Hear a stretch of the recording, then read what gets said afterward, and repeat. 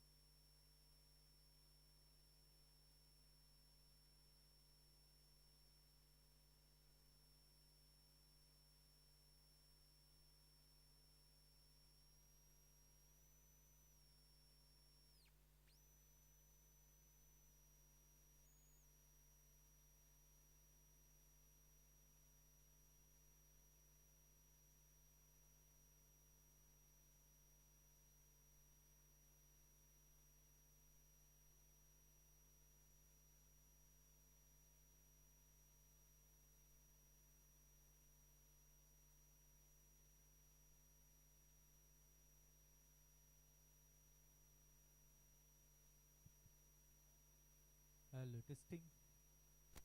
Hello, testing. Hello. Hello, microphone testing. Hello, testing. Hello.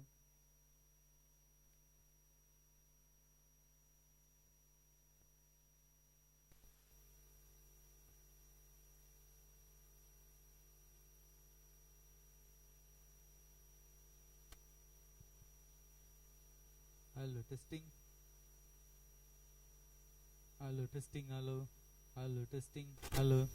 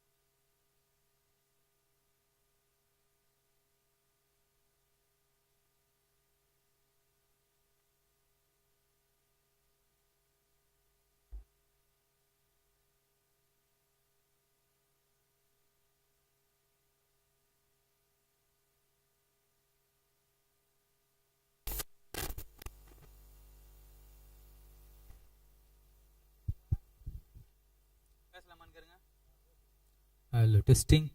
Hello, 1, 2, 3. Hello, testing.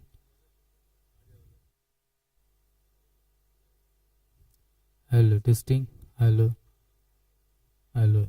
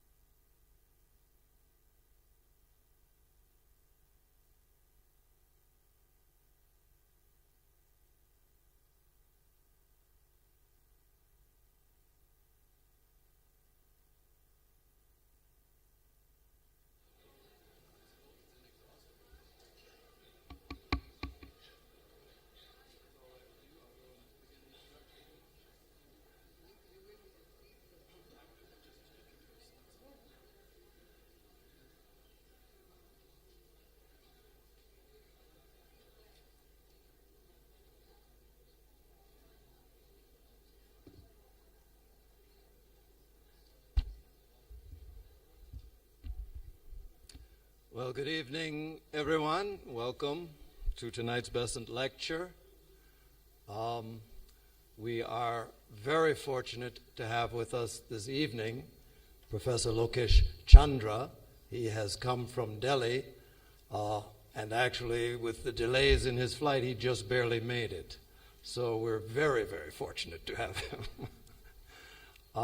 It's 2 years ago now, in 2016, was my first chance to meet Professor Chandra in Delhi when the Indian Council of Cultural Relations, the ICCR, had invited me to present a brief talk in Delhi.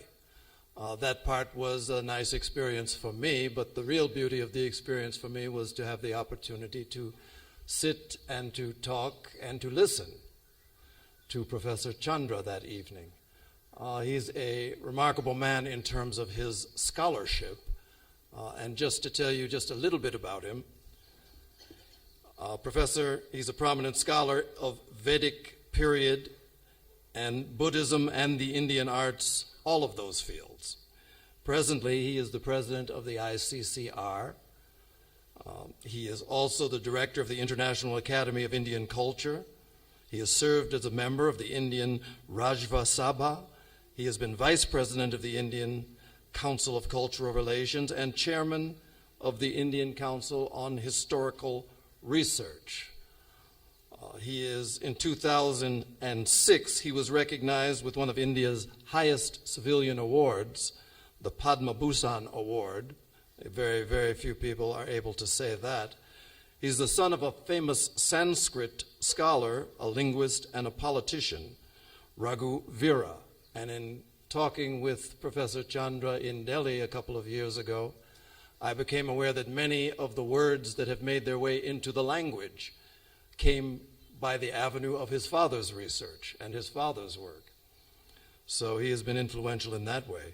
After obtaining his master's degree at the University of Punjab in Lahore in 1947, he edited the Gavamayana portion of the Vedic work Jaminiya Brahmana with the help of newly discovered manuscripts.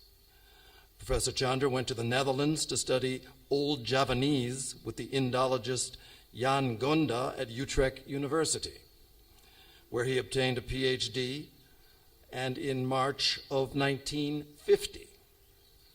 Professor Chandra has studied many languages, including English, Hindi, Sanskrit, Bengali, Pali, Avesta, Old Persian, Japanese, Chinese, Tibetan, I'm not through, Malayalam, Mongolian, Indonesian, Greek, Latin, German, French, Tamil, Old Javanese, and Russian.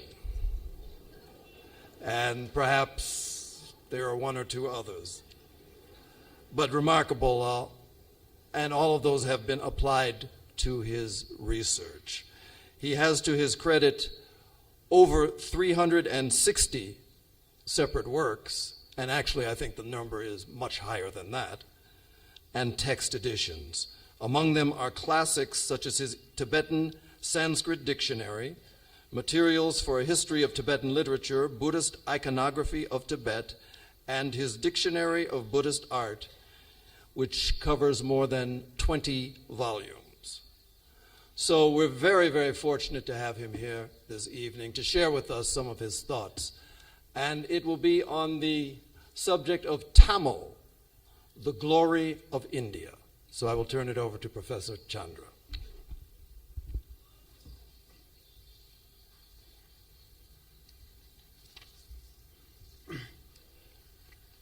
Mr. President and friends, I come here to pay homage to this great Theosophical Society. 3 major events of the 20th century which have conditioned our freedom struggle, subsequent evolution as a nation, were born in this place. David Hume created the Indian National Congress, which governed India for 1,000 years, sometimes in mind, sometimes in governance. Annie Besant, she for the first time spoke of cultural nationalism. She did many things in India which have been extremely useful for us, and the present government is the great-great-grandson of what Mrs. Annie Besant did. If you read the Indian Constitution, the very preamble is conditioned by the Irish Constitution. We, the people of India, give unto ourselves this Constitution, and so on.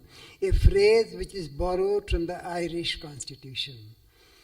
People in the middle of the 20th century who were fighting for a national language, Hindi, they used to read how Irish was to become the language of Ireland. Ireland was very much a part of our thinking of the independence movement. There are several sections in the Indian Constitution which depend on the Irish Constitution. And my father, who used to translate the English Constitution into Hindi and other Indian languages, he sometimes saw the Irish wording, because the Irish wording had a nuance of its own, a depth of its own. It had a sensitivity which could not be conveyed in the English translation.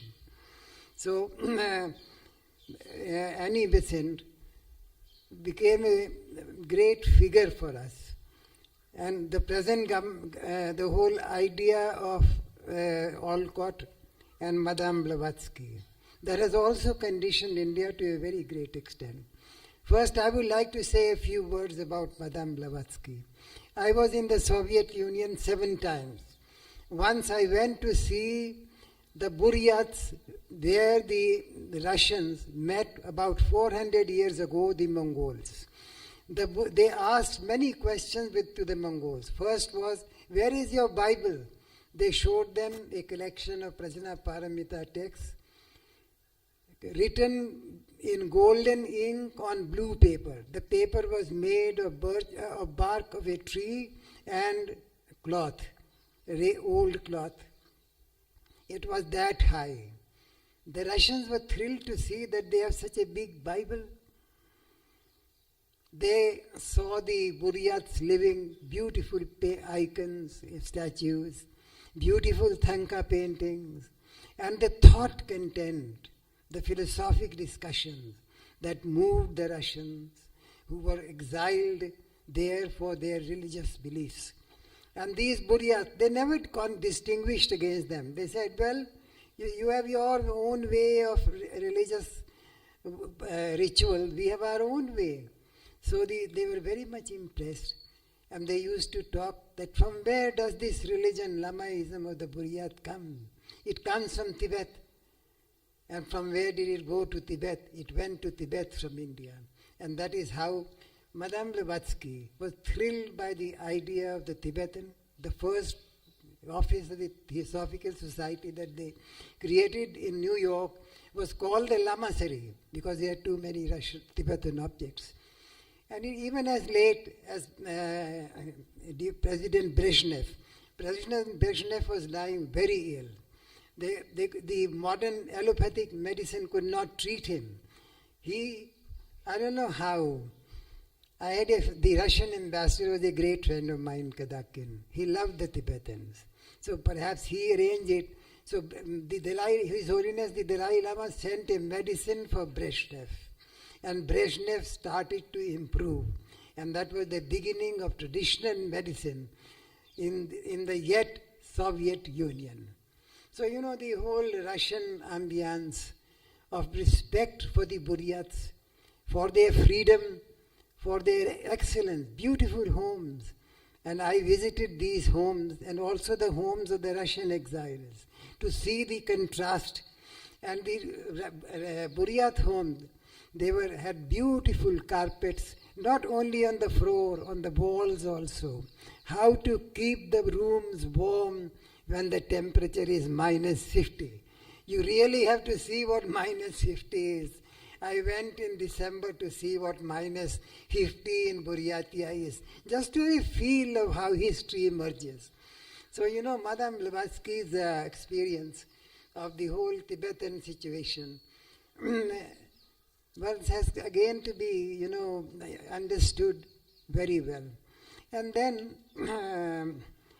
Steele Olcott. When he came to India, the first thing he did was to touch the earth of India as what he called my instinctive act of puja.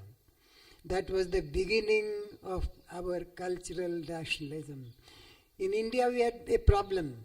The Arya Samaj started the resurrection of the cultural ambience of India. Many others did it. Paramhans, Ramakrishna tried it. But the English educated society could not be given an idea of what rich heritage they have. Olcott, for the first time, they spoke to the Indian. First an American, secondly he spoke in English.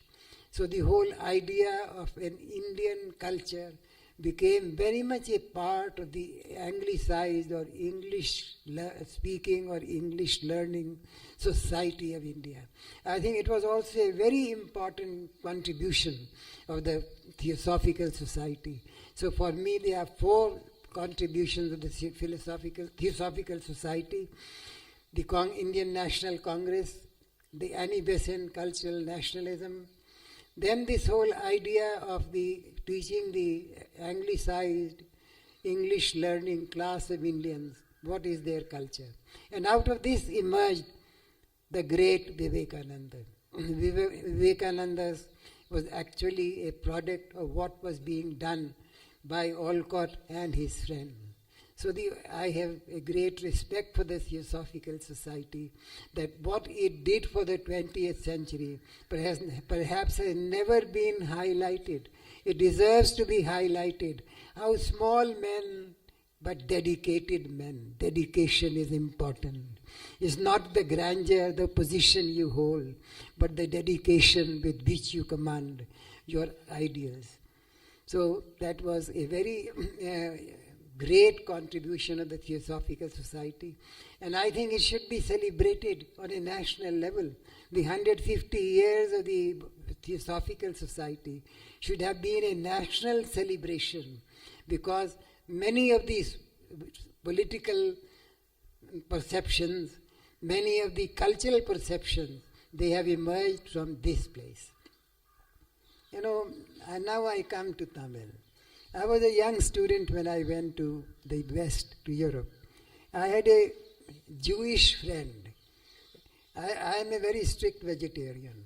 So I took him one day and said, I want to see everything, what is meat, and I had never seen meat.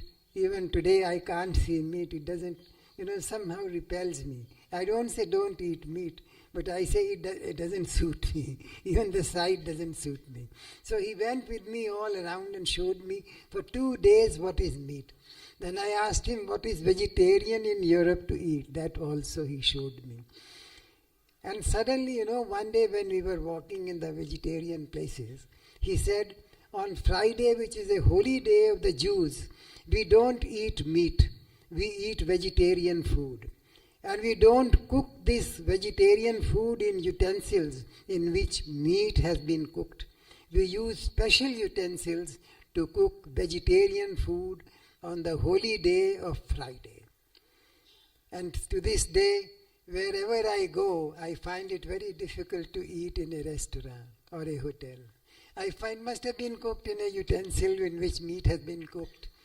So with great reluctance, I take food outside. And here also I have brought my food with me. So you can imagine. And suddenly I asked him, then he suddenly said, this idea of not eating meat may have come from India. I said, I don't know. I have never worked on this. He said, I said, how do you think so? He said, in the Old Testament, it is said that from the Indian seaport of Ophir, they used to get gold. Number 2, they used to get sandalwood. They used to get perfumes. They used to get beautiful fabrics, because we were the only nation which made see-through fabrics. And the women looked so fascinating that the Roman emperors had to tell the Indian that no more Indian fabrics would come to Rome because it spoils the moral of the Roman people. So, and then this passage is a very interesting passage. A number of things are mentioned. Now, what is Ophir has been discussed for the last at least 200 years since the West started Oriental studies. And Ophir is, according to me, people have not been able to identify the port from which these things went. Among these objects, there is one very interesting word, the word for peacock. The people of Jerusalem didn't have a peacock. These things were going to Jerusalem. And King Solomon wanted to create a capital which was to surpass every other capital in that region. And he created a Jerusalem with gold, with sandalwood trees, and so on, with sandalwood, and so on. So and he had peacocks. The word for peacock is a Tamil word. And I think the other words also which defy interpretation in Hebrew terms should be looked again by a great scholar of Tamil. Not who understands only modern Tamil, but who understands the history, the linguistic history of Tamil. So this word for peacock revealed the secret that it was the Tamil people who used to go there, bring gold. It's very interesting that gold mines in India, we have found gold mines of the 1st century BC. And the same system of mining, the same shafting is found in Africa, where the Tamils used to dig gold. And the system is the shafting, the whole system of mining is the same. But the most important point is that they have found tamarind there, tamarind seeds. Tamarind doesn't exist in Africa. So that clinches the whole issue, that these gold mines were being operated by the Tamils. And that is why they used to supply gold to Jerusalem. And Jerusalem became the shining city of West Asia. And till this day, it's in the news today. It became the the most sacred spot of 3 religions of the world, 3 major religions of the world. A tribute to Solomon and also a tribute to the great Tamil people who brought all this glory, the gold, the sandalwood, the fabrics, and the peacocks. What does a peacock signify? In India, peacock is the vehicle of Kartikeya. Kartikeya is general of the gods. So if you want your state to be blessed by total security, you worship Kartikeya, Murugan. So the worship of Kartikeya in Jerusalem was to see that the city is perfectly protected. Nobody can attack it. So the peacocks were going there all the time. And the peacocks were being exported from India to kings all over West Asia, just for the reason that it will provide them security from attack. Now the question of Ophir. It's very interesting. Most of the scholarship that is being done today, it is done on the basis of the authorized version. There are many versions, more ancient versions, and they have sometimes very interesting readings. When I was there and my friend told me that we must have got vegetarianism on Friday from India, today I feel what he said must be right. I have no proof, but must be right, because in those regions there is no vegetarianism. But now the Ophir, I said, to my friend, let us go to the library and see a variorum edition. What is a variorum edition? A variorum edition is one in which the different readings of the same word are given. So in the more ancient manuscripts, the reading is not Ophir, it is Sophir. Now what is Sophir? Sophir is Sopara, a very important seaport on the east coast. And now, the whole picture falls into a coherence. Gold mines from Africa, gold mines from South India. all the Tamil merchants, taking this gold from the seaport of Sofir, not Ophir, Sofir. So all these words which are mentioned, which were being imported into Jerusalem, we have to see what are the readings in the ancient manuscripts, because they cannot be explained in Hebrew terms. So maybe they are Tamil words. And in the original Tamil, ancient, I am not speaking of modern Tamil, I am speaking of very ancient Tamil. First 1000 BC, not even 200 or 300 BC, 1000 BC. So the Tamils for the first time went abroad. That is the first literary reference to the presence of India abroad. In Tamil there is a saying, well, I don't remember the Tamil, that one should cross the oceans to earn money. And Shilapadikaram, the classic of the Tangam period, it was a very beautiful statement which has never been interpreted, that in every capital of the Tamil land there was a temple to the moon. Why a temple to the moon? I try to feel history myself, not just to read, but also to feel. In 1956 and 57, the Suez Canal was closed. So we took the boat to see how the historic route of, around the Cape of Good Hope, and we went up to Naples. An experience, which will never be repeated. Perhaps the boats don't ply anymore. And when it is a full moon, the boat is the big ship is in such a condition that you have to put back all your books, all your utensils into a bag and tie it up. Otherwise they might hurt you. Everything is flying. For 3 to 4 days you have this experience during the full moon. When it is half moon, when it is a crescent, the sea is placid and calm. It just, you feel so happy after that great turbulence. That turbulence and peace, they go together. They are brothers and sisters. They are not opponents. So, what do you do?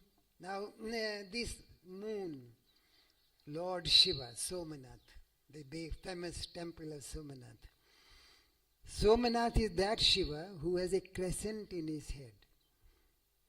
A very special form of Shiva to see that the sea, transoceanic trade is not disturbed by the waves.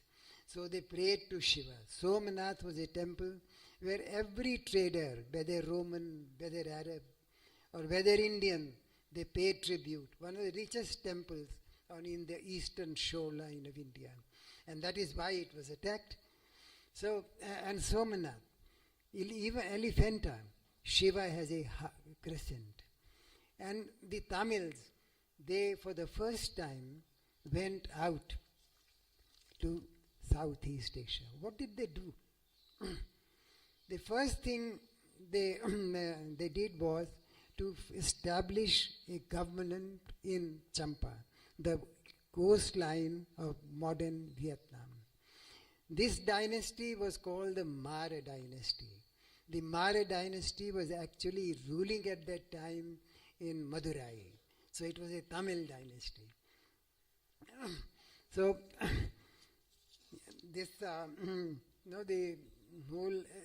whole coast of Vietnam or ancient Champa is studded with temples of Shiva. And during the bombing by the Americans at Mission, when Ho Chi Minh was fighting against the French, and the Americans were taking part, they have bombarded most of these temples because they were on the coastline. And the fighters of Ho Chi Minh, they used to hide in these temples, believing that they won't be attacked, but the Americans bombarded. So very few of these temples stand today. Only their foundations can be seen. But one thing is very clear, that throughout the coastal line, the Tamils created Shiva with a crescent to bless transoceanic trade. That is why the Shilapadikaram says that in every capital of the Tamil land, there was a temple to the moon. That means that the Tamils were going across the oceans very frequently. You know, in the Tamils had very close connections with Rome. Indira Gandhi had a very beautiful social secretary. She was supposed to be Indian, but she looked very Western. I have forgotten her name. But I asked her one day that, you look so Western. How is it that you look so Western? She said, I come from a place in South India where there was a temple to the Roman Emperor Augustus. The priestesses in that temple were not Indian, they came from Rome. So we are descendants of those Roman priestesses. Musiris is the Latin name. I think Muchilin or Muchilin, something like that in Tamil, in that area. You see, and then the South Indian kings sent a special delegation to Rome to attend the coronation of Emperor Augustus. And you know Augustus, what does it mean? It means Ojishta, the mightiest king.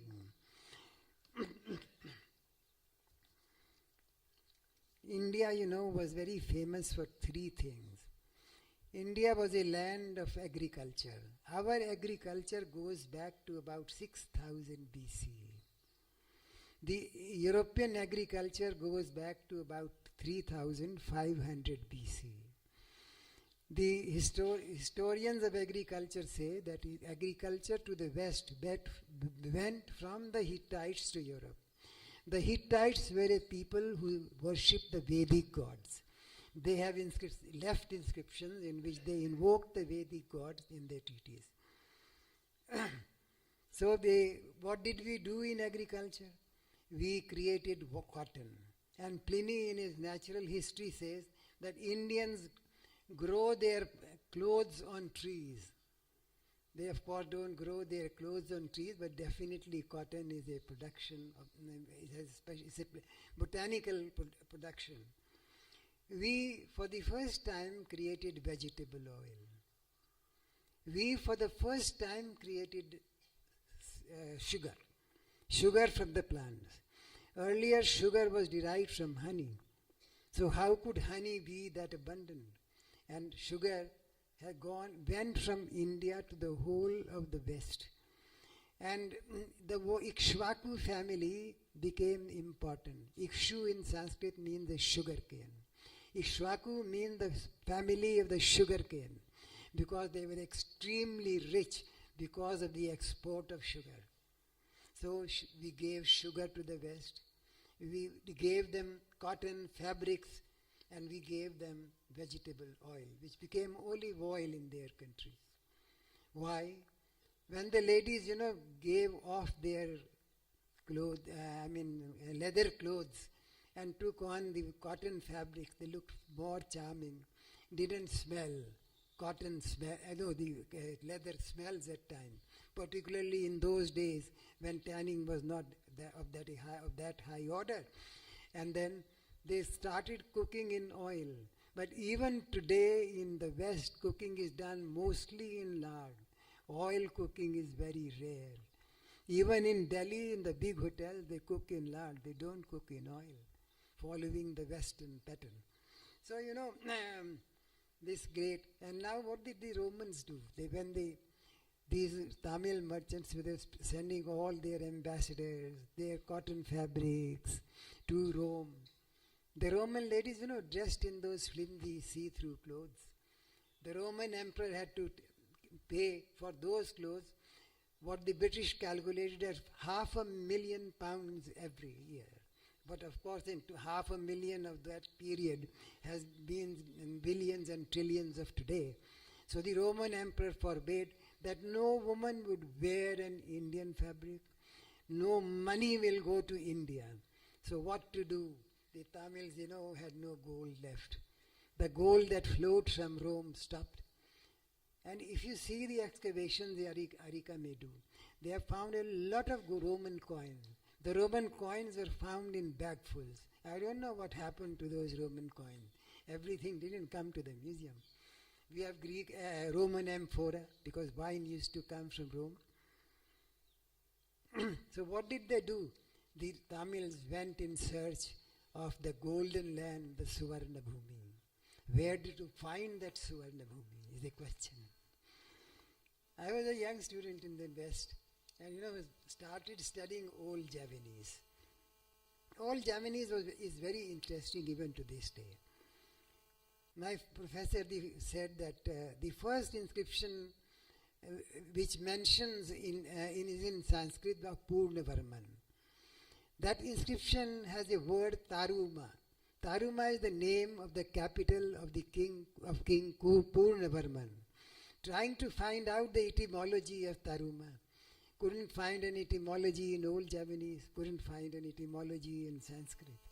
I said, Professor, it's a Tamil word, Daruma. Daruma means Dharma. The city of Dharma.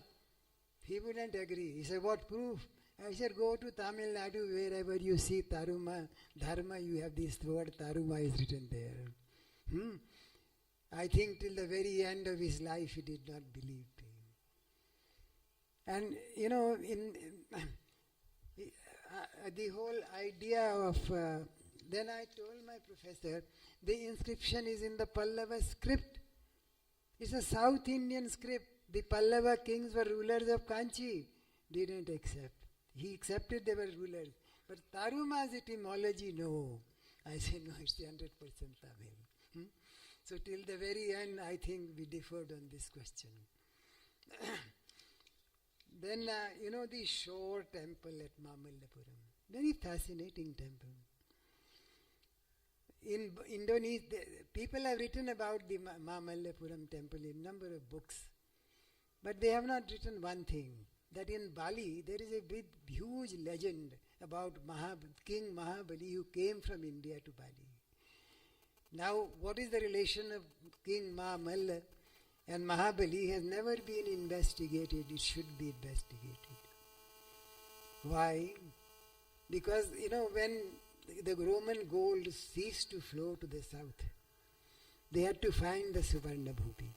Now, in marine archaeology, in Bali they have found Kharoshti inscriptions of the 1st century, marine archaeology, 1st century AD. The earliest. Earlier 400 was the beginning, but now it is the first, or AD or BC is the beginning of the contacts of the south with Indonesia. And this contact, can be seen in many, many places. For example, Borobudur. There was a very important Professor Kasparis, a Dutch professor who taught at the School of Oriental and African Studies at the University of London, taught in many American universities, a great friend of mine. But we were always quarreling. And he said, you are a Hindi speaker, why do you fight for Tamil? I said, for me, Hindi and Tamil are my languages. They are Indian. So what did he say? Borobudur. He said, Pudur is Sanskrit Bhudhara, mountain. I said, no. Pudur is the Tamil word Pudur, the new city, the new town. Why do I say so? It is located in a village called Bhumi Sagoro in Javanese pronunciation, Bhumi Sagara. The village of the people from beyond the oceans. I said refers to the Tamils. Then it is called Bhumi Sambhara.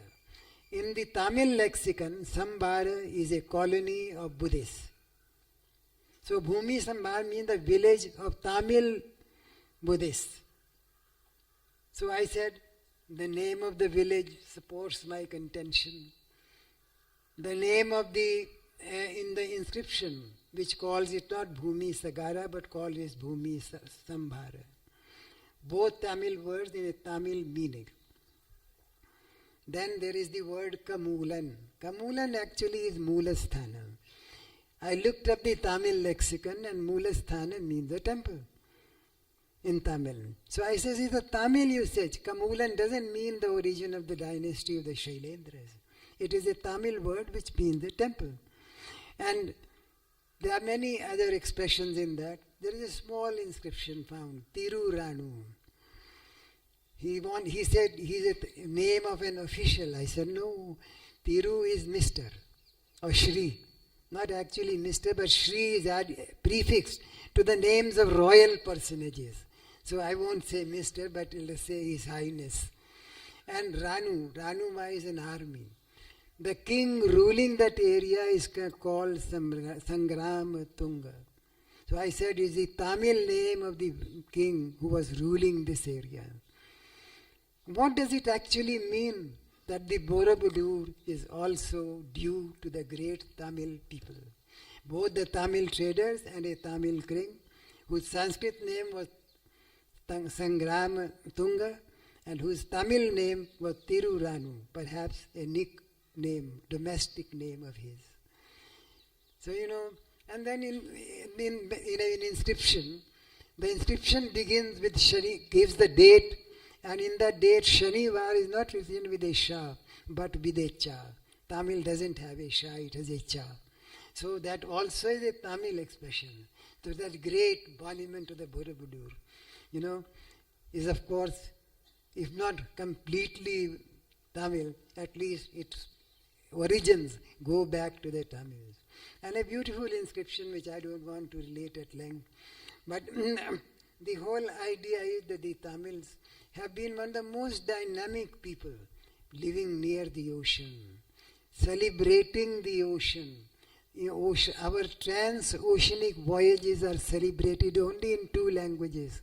One is Tamil, that cross the oceans, and the other is Gujarati, where they speak of the voyages to Java, that how plenty could be gained by a voyage to Java. In Indonesia, there is the temple of Prambanan. Prambanan has 240 Parivara temples. There is no tradition except in the south of creating Parivara temples. Brihadishwara, I think, has 24 Parivara temples, I don't recollect now. But it has 240 Parivara temples. Again is South Indian idea that there should be Parivara temples to the main temple. So wherever you look around, you have the Tamil present. They have a goddess called Lara Kidul. Lara Kidul means Dakshineshwari, the goddess of the south. If you go to Cambodia, they still celebrate Mani, what is her name? Mani Karan. I'll speak about it later on. Now in Indonesia, in Java, there still are some Hindus and Buddhists. They celebrate their New Year's Day by a bullfight. Bullfight again is a very special part of the Tamil culture. And what is it called? Jilli Kattu. So, how things live. So wherever you watch and wherever we do not find an explanation, I have to go back to my Tamil lexicon or to my books on Tamil Nadu, and maybe I may find an answer. And many times I do succeed. Question of Tibet. It's very interesting that Tibet got Buddhism during the train of Sonseng Gampo, but it did not find a firm footing because there was the other religion born. To find a firm footing, there was a scholar from the south, Kamalashila, who was brought by the Tibetan king. And Padmasambhava also went there. So who was Padmasambhava? The Westerners say that he came from Udyana, that is in the northwest, what is now called Swat. So, but the word in Tibetan is not Udyan, Odyanam. Odyanam is the Kanchi. It refers to the city of Kanchi. The last year I was working on from where did Padmasambhava go. And I have found Sri Lankan inscriptions in which it is clearly said that he went from Sri Parvata to Tibet. He is the patron saint of Bhutan. Tamil Nadu should actually invite the king of Bhutan sometime and say that we have given you your patron saint. We want to celebrate his presence in the land of Bhutan conjointly. So, Taranatha's history of Buddhism in India. He gives the genealogies only of the kings of Kanchi. So far, nobody has worked on that chronology. It's very important. The role Tamil Nadu played in the Indianization of Tibet, or Buddhization of Tibet. It was the eastern coast. So from Tamil Nadu you go to Andhra Pradesh, you go up to Odisha, go up to Bengal, Assam, and then you are in Tibet. So the eastern coast was a very important part, and particularly because of the oceans.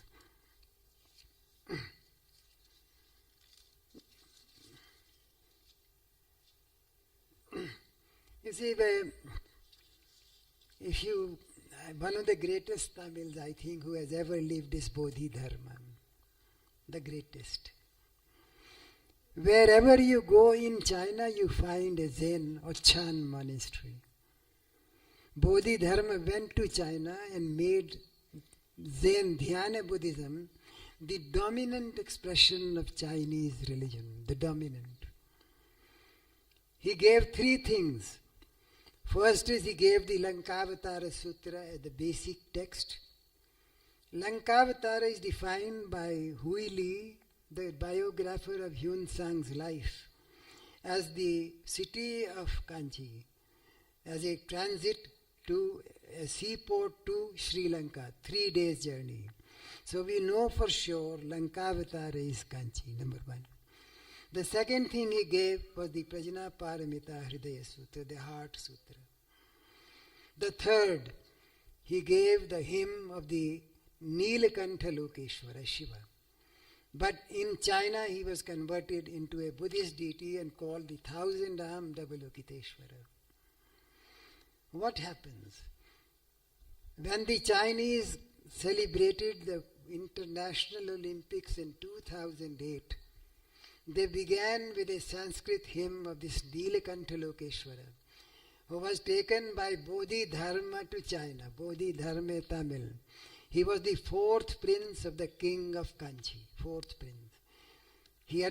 Of course, he couldn't get any place in the governance, so he must have gone to China to find a new fortune. And what he gave this hymn. It was sung by 1,000 girls of nearly the same height. And you can still see a CD of that. Beautiful.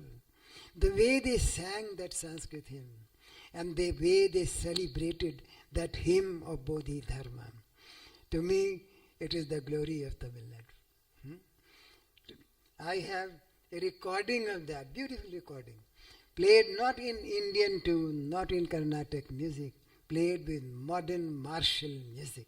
You should hear how Sanskrit sounds in the European martial tune and in Chinese voices. Fabulous. It's an experience to hear that. I should actually have brought that, but I forgot.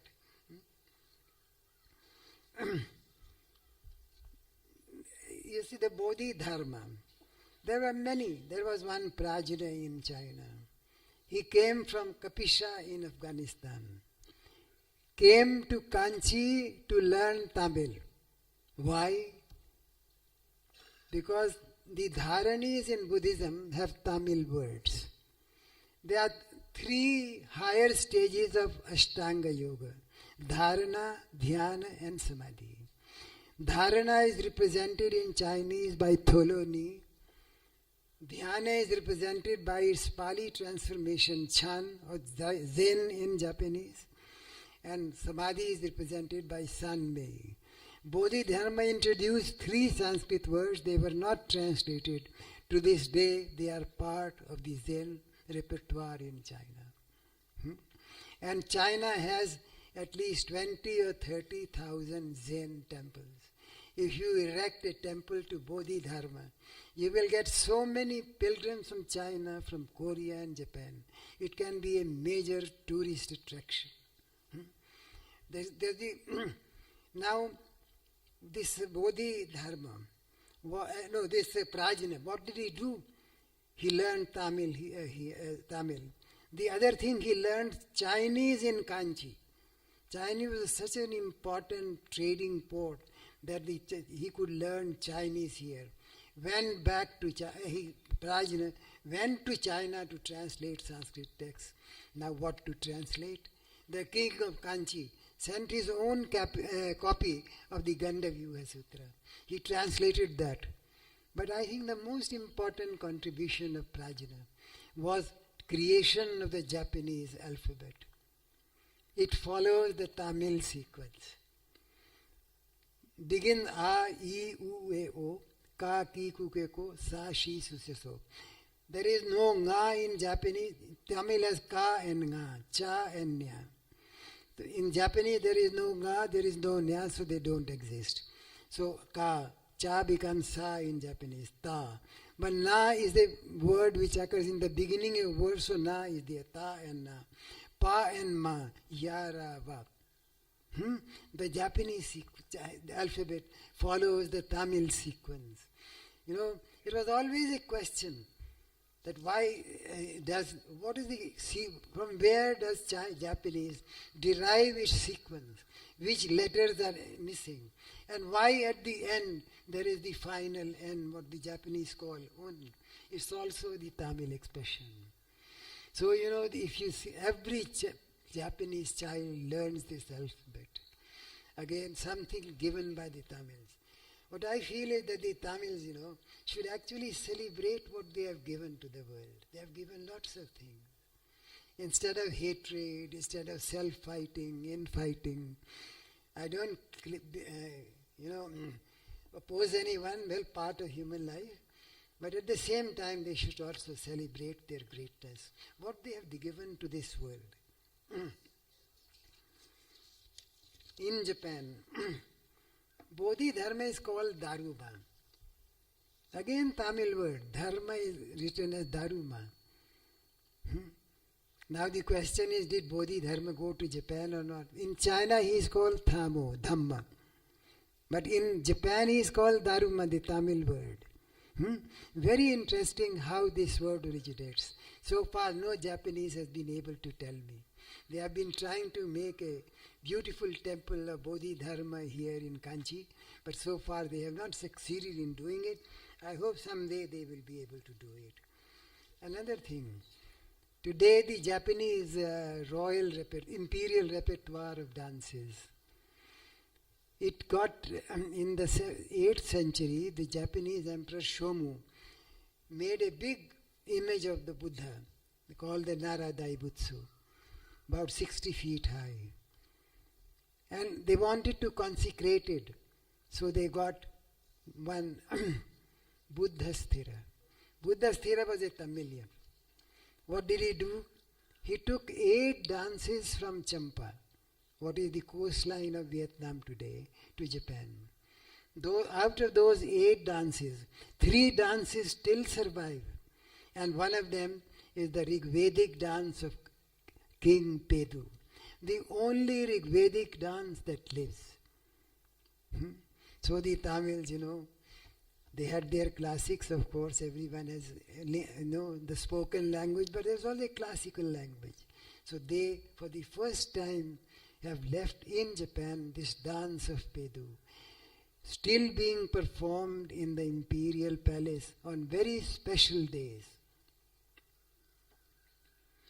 And this Buddhasthira, he taught Sanskrit to the Japanese for the first time.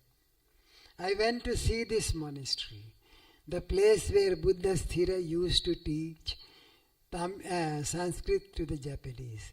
Of course, it was a modern structure, only the site was ancient. But it was down in the earth. He must have felt very cold.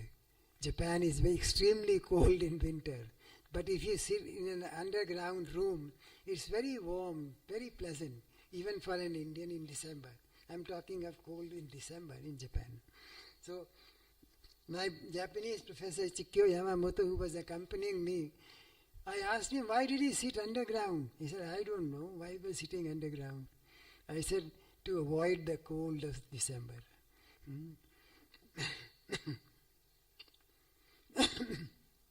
Tamils were ruling Champa for 10 centuries. In the 10th century, the Arabs started invading the whole Champa territory. And by the 18th, the royal dynasty of Champa was dying out. Cambodia was also dying out, but the Cambodians were intelligent. They took the French protectorate. So Cambodia survived as a state. It survived as a culture. Actually, the whole history of Cambodia was created in the academic rooms of Paris. It was not created in Cambodia. It happened in Cambodia centuries ago, but recreated in the study rooms of the French professors in Paris. Likewise, the whole kingdom of Champa, the whole glory of the chameleon people, were spoken of in very eloquent terms in Chinese historical texts. Why? That I'll mention. So, if they had also accepted the French protectorate, they would have lived on as a state, they would have lived on as a culture, they would have lived on as a religion. Even today there are about 30 to 40,000 people of Champa who are Shaivas, and their ritual is Shaiva. If you go to Thailand, the royal ceremonies are all conducted in Tamil. The manuscripts are Tamil. They have 200 or 300 manuscripts in Tamil. I think they have been microfilmed, or I am not so sure, the entire collection. So the people who do these worship, the Brahmanas, they are of Tamil.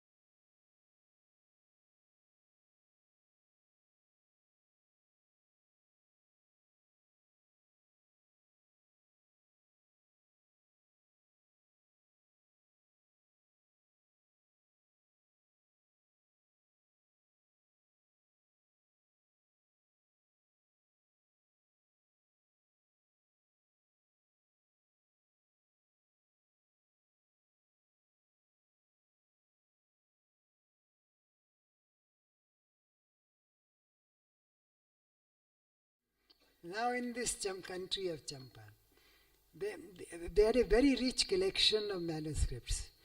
Throughout Asia, the manuscripts written on palm leaves were highly valued. In Champa, the Chinese emperor sent a mission in 600 AD to get Sanskrit manuscripts written on palm leaves. In Chinese, the palm leaf manuscript is called a patra, patra manuscript. Translated as bundled manuscript, grantha. Grantha is tying up. So in English they translate it wrongly, it should be actually a tied manuscript. So they used to get these manuscripts. A military mission was sent to Champa by the Chinese emperor. They took back 1,350 manuscripts from Champa, the highest cachet of Sanskrit manuscripts that ever went to China. The southern Sung dynasty in China. They always had problem with the north. The north had barbarians, Hunas, Shakas, and the people coming, the Turks, were invading North China all the time. So the Sung dynasty came to the south. Whenever the king had a problem, he would send a mission to South India to get the Patra manuscripts. And the Chinese history of the southern Sung dynasty mentions whenever a mission came. Sometime the mission was about 350 people. If they traveled by the land route, it had to be a big mission. Otherwise, they would not be able to cross the sands of what is called the Silk Route today. Because on the road, they found too many, naughty persons, plunderers and so on, who would rob them on the way. So, but the sea route, they had fewer people.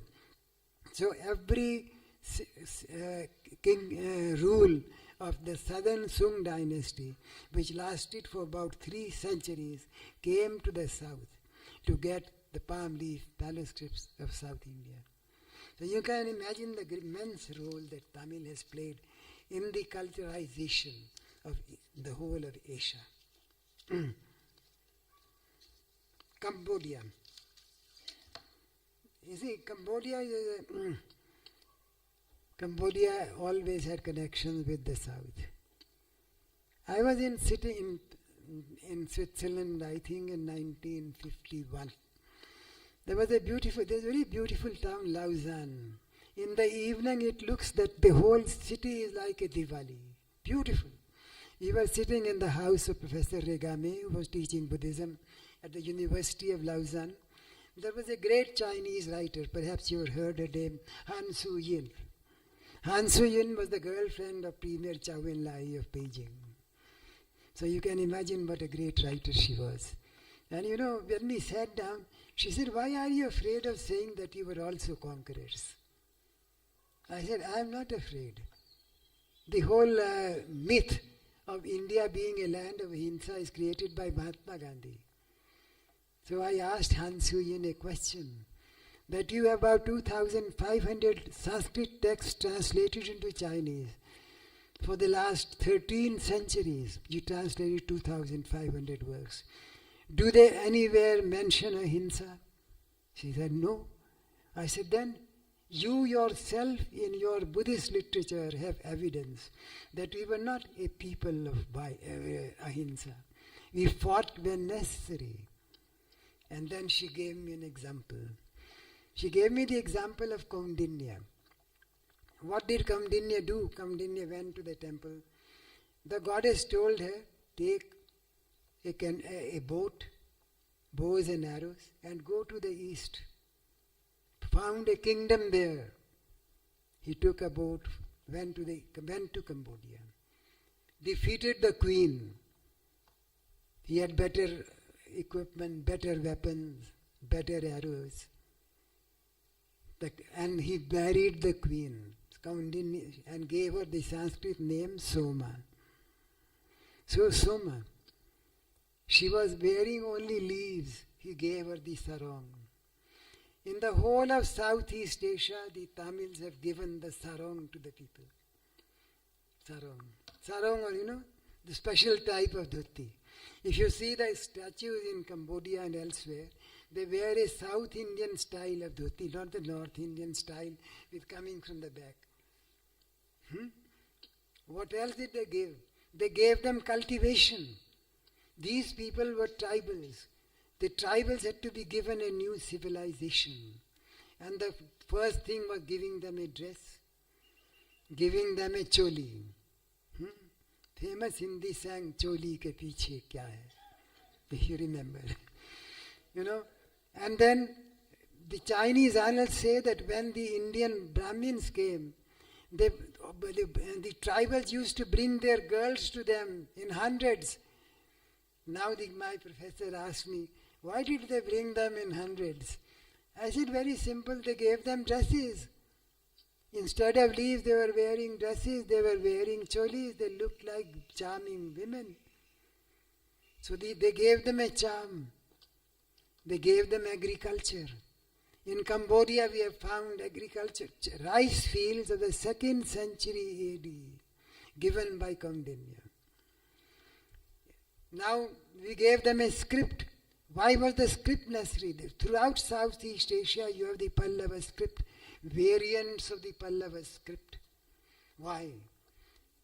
Their small chieftains, when they started making kingdoms, again an idea given by Tamils, that have big kingdom, because without a large territory, you can't create a culture or a civilization. So gave them the concept of what a kingdom is.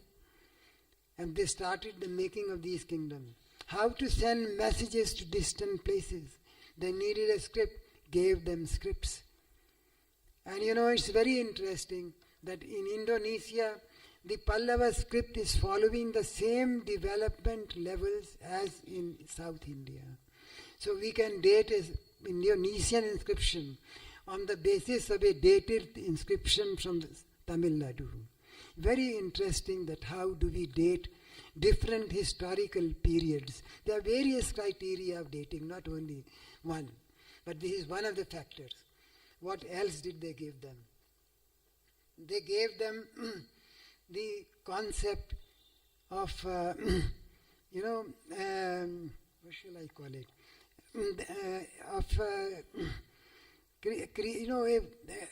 A democratic idea that the king is meant for the people.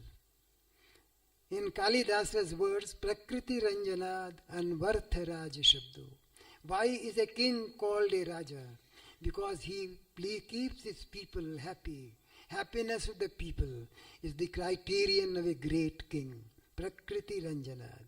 Pleasing the people, the king really becomes a Raja. So they gave this whole idea. The chieftain was not there to kill the people, to rob them, to take the things away, but to make them happy. So the happiness of the people, a very important concept. And His Majesty the King of Bhutan has called it gross national happiness. In the Ashokan inscriptions, it is called Hita Sukha. Hita is what the king thinks is useful for the people, but Sukha is what the people feel about that. For example, we had the elections in Gujarat. They have raised questions.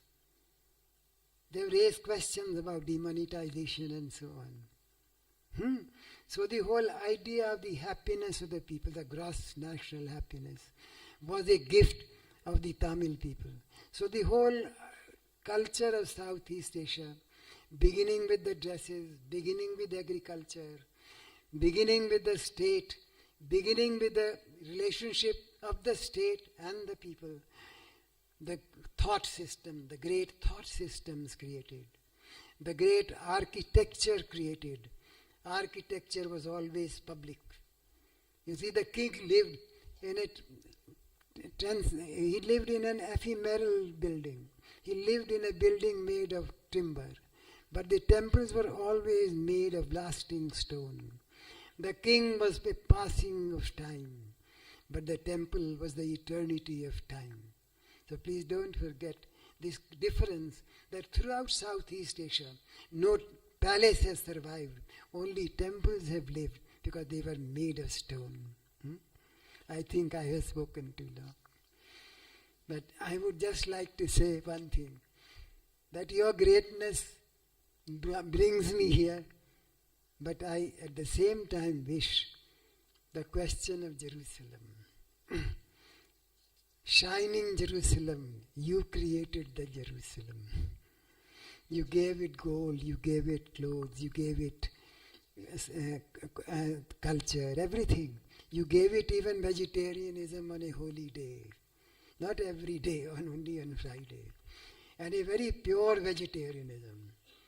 We have once again to think that what can Tamil Nadu do to project this great image of India, which they created in the past, not for a day or two, but for centuries.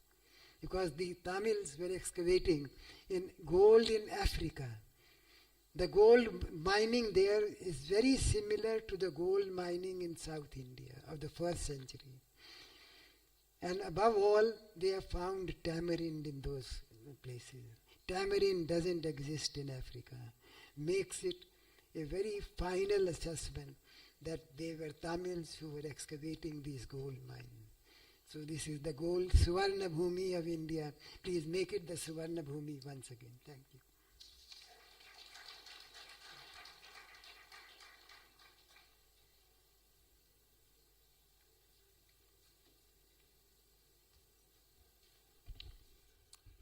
Well, as I said, Professor Chanda certainly did not disappoint. I want to thank you for this exploration of history, really much like unfolding a mystery in many ways, but speaking about the greatness of this part of the world and how it has spread and has not really been recognized. So once again, thank you, Professor Chandra. And we have a gift for you here. It is some volumes, some text.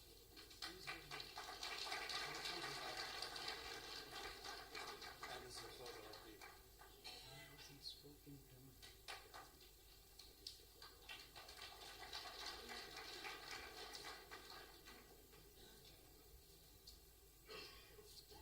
So thank you one and all. This concludes this session.